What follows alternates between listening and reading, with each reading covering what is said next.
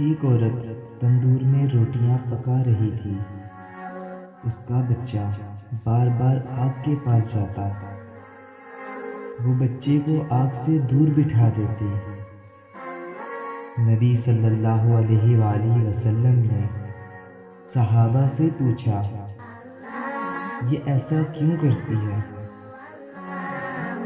صحابہ: تاکہ بچہ آگ سے بچ جائے۔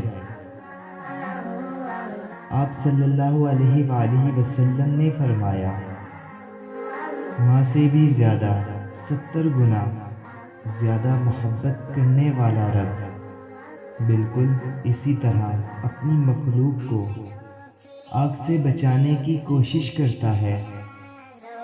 مخلوق بچے کی طرح بار بار آگ کے قریب بھاگی جا رہی ہے۔ ویڈیو کو شیئر اور لائک کرنا نہ بھولیں۔